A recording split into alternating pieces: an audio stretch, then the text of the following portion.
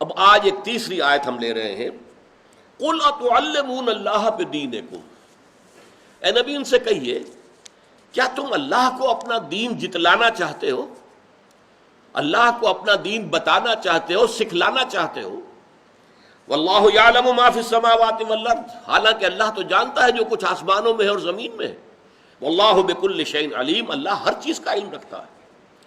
دیکھیے یہ صورت ہے کہ کچھ لوگ جو ہے احسان جتاتے تھے اور اپنے حقوق کہتے تھے کہ ہمیں زیادہ حق ملنا چاہیے، زکوٰۃ میں سے، صدقات میں سے زیادہ۔ دیکھیے ہم لڑے بھڑے بغیر اسلام لے آئے ہیں، آپ نے اتنے عرصے جنگیں کی ہیں، قریش کتنی مصیبتوں میں ڈال کر پھر ایمان لائے ہیں۔ دیکھیے ہم تو حاضر ہو گئے، ہم نے آپ سے کوئی جنگ نہیں کی اور ہم اسلام لے آئے، ہم اسلام لائے ہیں اور بغیر لڑے بھڑے اسلام لائے ہیں، تو ہمیں ذرا سہولتیں ملنی چاہیے، ہمیں رعایتیں ملنی چاہیے، صدقات میں سے، زکوٰۃ میں سے ہمیں زیادہ حصہ ملنا چاہیے۔ تو یہ گویا کہ اپنے اس اسلام کو اور اپنے اس دین کو ایمفیسائز کرتے تھے۔ اس کے لیے ہماری وہ جو ہریانے کی زبان ہے اس کی ایک کہاوت ہے، تھوتھا چنا باجے گھنا۔ وہ چنا کے جو اندر سے کھوکھلا ہو چکا ہو، کیڑا کھا چکا ہے اسے، اب اوپر اس کا چھلکا موجود ہے، اندر کچھ نہیں ہے، وہ کھنکتا زیادہ ہے، آواز زیادہ دیتا ہے۔ سالڈ چنا جو ہے وہ اس کی آواز نہیں ہوگی آپس میں، تو تھوتھا چنا باجے گھنا، وہ بجتا زیادہ ہے، آواز زیادہ دیتا ہے۔ اسی طریقے سے عام مشاہدہ ہے، کوئی دیگچی ہے، وہ دیگ ہے، خالی ہے تو آپ ذرا اسے ٹنکائیں گے تو اس کی آواز بہت خوب ہوگی، اگر اس میں بھری ہوئی ہے تو آواز ڈل ہوگی۔ تو اسی طریقے سے جو صرف مسلم تھے، اندر خالی تھا، ایمان نہیں تھا، اندر سے خالی اوپر سے مسلم،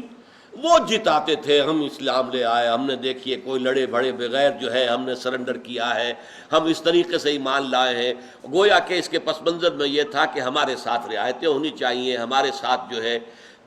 کوئی امتیازی سلوک ہونا چاہیے، ہمیں زکوٰۃ میں سے، صدقات میں سے زیادہ حصہ ملنا چاہیے۔ تو یہاں بہت خوبصورت انداز میں گویا کہ ان کا جو ہے ایک طریقے سے احتساب ہو رہا ہے کہ تم کسے بتانا چاہتے ہو؟ اپنے دین کا یہ اظہار اور بلند بانگ دعوی کے ساتھ کہ ہم ایمان لے آئے، جس کو کہا گیا کہ لم تؤمنوا، تم ایمان تو ہرگز لائے ہی نہیں ہو ابھی تک، یہ تو اسلام ہے، بھی اوپر کا چھلکا ہے، چنا جو ہے اندر سے کھوکھلا ہے۔ یہ تو ہوگا اگر تم اللہ اس کے رسول کی اطاعت پر گامزن رہو گے خلوص کے ساتھ، تو پھر اس کے اندر جو ہے رفتہ رفتہ ایمان بھی پیدا ہو جائے گا۔ لیکن ابھی تو تمہارا یہ خالی دیگ ہے، خالی برتن ہے، خالی دیگچی ہے،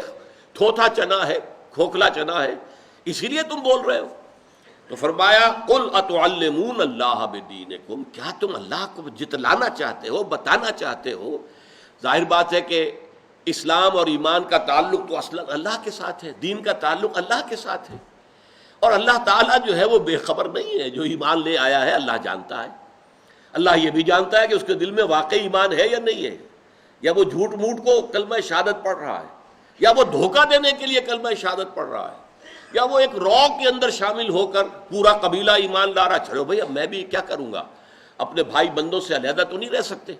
لہذا اب سارا قبیلہ جب اسلام لا رہا ہے تو آؤ چلو ہم بھی اسلام لے آئیں۔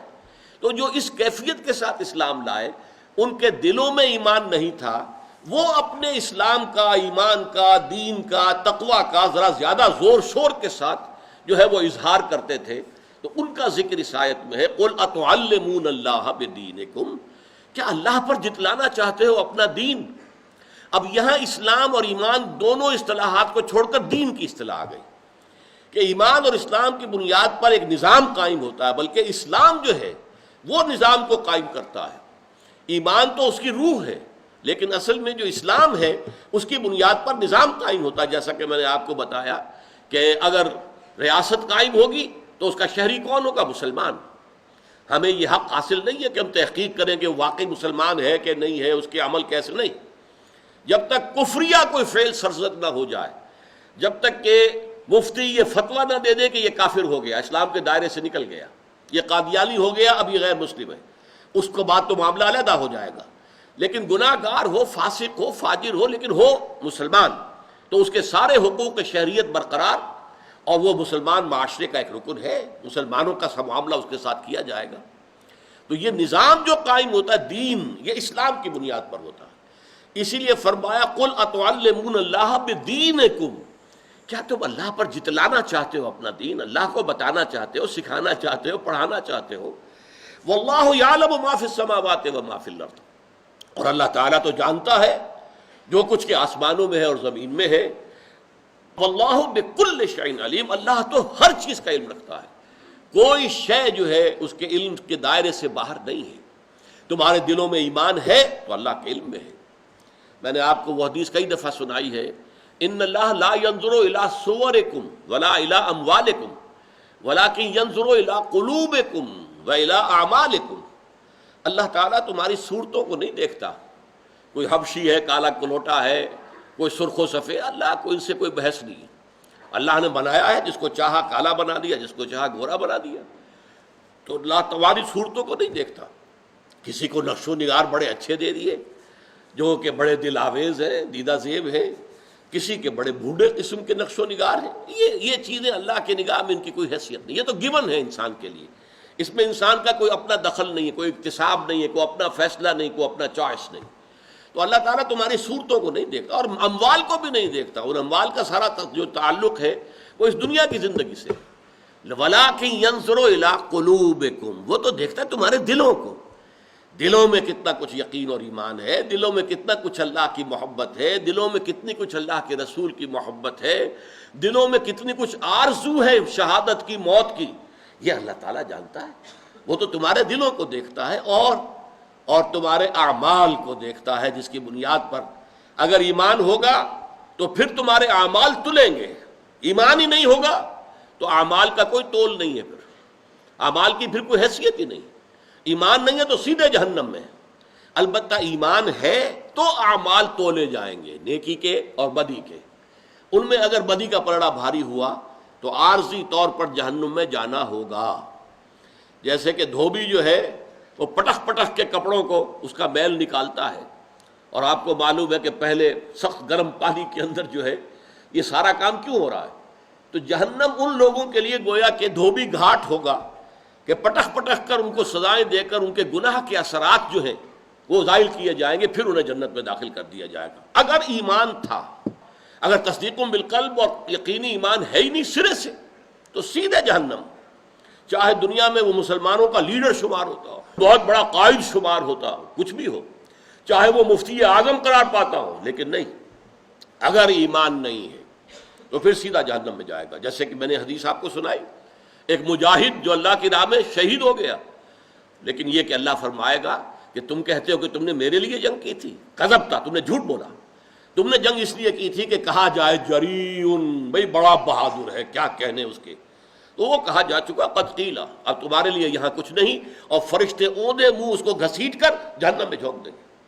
یہی ایک بہت بڑے عالم کا معاملہ ہوگا، اے اللہ میں نے تیرا علم پھیلایا ہے، تیرے دین کا علم پھیلایا کہ تم جھوٹ کہتے ہو، تم نے علم پھیلایا تھا اس لیے کہ کہا جائے عالم، بڑا عالم ہے، جید عالم ہے، وہ کہا جا چکا قد قیل، اب یہاں تمہارے لیے کچھ نہیں ہے، اور فرشتے اس کو بھی جہنم کے اندر جھونک دیں گے۔ اسی طرح بڑا سخی انسان ہوگا، وہ کہے گا اللہ میں نے اپنی دولت تیری راہ میں لٹائی، اللہ فرمائے گا کذب تھا، تم جھوٹ کہتے ہو، تم نے تو دولت کی اس لیے لوگوں کو دی تھی کہ کہا جائے سخی، بھائی یہ تو حاتم تائی نکلا، یہ تو بڑا سخی ہے، قد قیل، وہ کہا جا چکا، تمہارا مقصود حاصل ہو چکا، لہذا آپ جہنم کا راستہ لو۔ تو یہ معاملہ ہے کہ دنیا کا معاملہ اور ہے، آخرت کا اور ہے، وہاں ایمان فیصلہ کن ہے، اور ایمان کسی میں ہے یا نہیں ہے